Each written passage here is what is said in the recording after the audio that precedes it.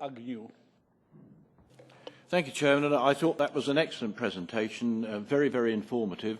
Thank you. I just want to ask you a technical question, first of all, about symptoms. Do the symptoms lie unseen for a time?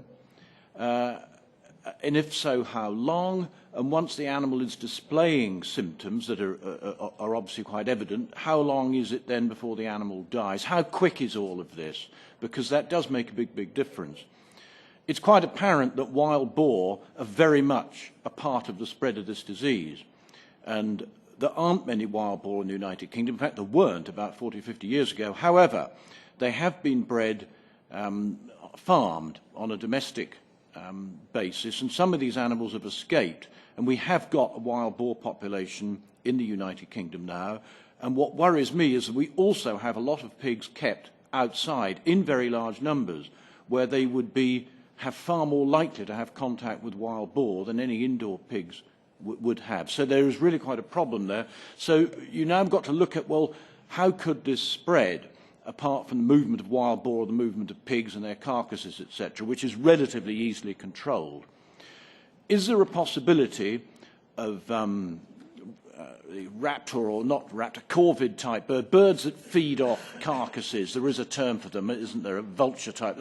I can't remember the exact term for that sort of bird, which then migrates and could then land in a field of outdoor pigs. I just wonder how possible that was, because we've seen avian flu spread via migrating birds from that part of the world. There seemed to be a bit of a contradiction or an anomaly when you were talking about Russia. I'm not saying I disagree with you, but it appears to me that Russia has behaved actually responsibly in banning exports. This would seem to be the responsible thing to do if you have a disease and a farm animal in your country.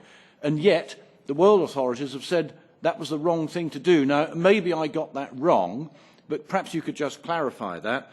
And finally, I felt you made a very good point about the people who enjoy shooting wild boar and farm pigs at the same time. And there are a number of people, if one was to transpose into a poultry disease, who shoot pheasants in my country and keep outdoor poultry. And I can think of one as I sit here.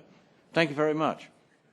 Mr. Agnew, you wanted to say something. Go ahead. I'll ask a question about Russia with its export ban, which on the face of it seems a responsible thing to do, but as yet has been condemned by an international authority.